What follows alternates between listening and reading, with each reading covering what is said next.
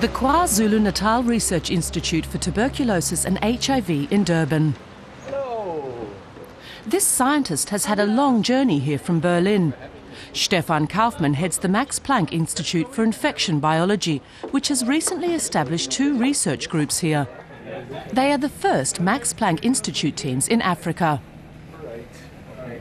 Tumbi Ndungu is one of the team leaders. The Kenyan virologist wants to know how the pathogens that cause tuberculosis and AIDS interact with each other.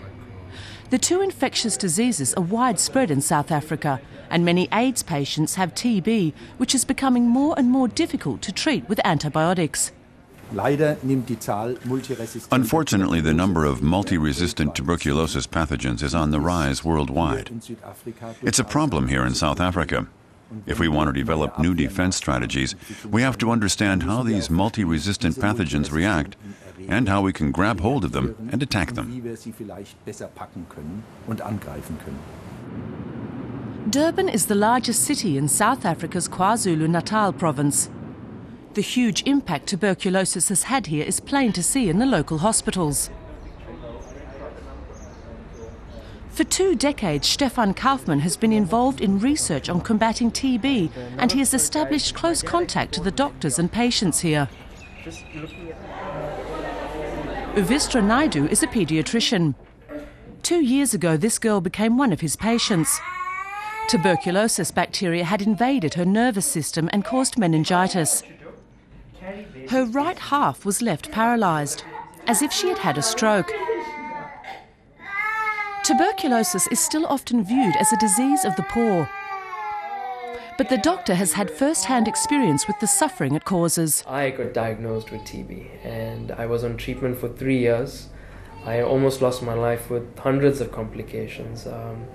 I've had almost every documented complication, and the problem is that we are too used to branding TB as what was written in the textbooks in the past. It's an evolving disease. It can affect anybody, especially in a burdened population such as South Africa. Stefan Kaufmann is greatly concerned about this development. More and more patients are coming to hospitals with strains of TB that are resistant to conventional medicines. The medical researchers and doctors are looking for alternatives. For example, they try new combinations of existing medications in the hope of halting the advance of the disease. In the long run, though, a vaccine may be the best way to protect the population. Clinical tests on a new vaccine have begun in South Africa. It was developed at Kaufmann's Institute in Berlin. Testing a vaccine against TB is a very elaborate procedure. We estimate that 20,000 people need to be involved in the study in order to clearly show if the vaccine protects them or if it's ineffective. Studies in Germany already showed that it is well tolerated and safe. Tumbi Ndungu and his research team are keeping a close look at those patients who are infected with both tuberculosis and AIDS. They're to be funded by the Max Planck Institute for 5 years. One of the problems that we face in Africa is that we don't have critical mass. We don't have lots of scientists to solve some of these very important global problems.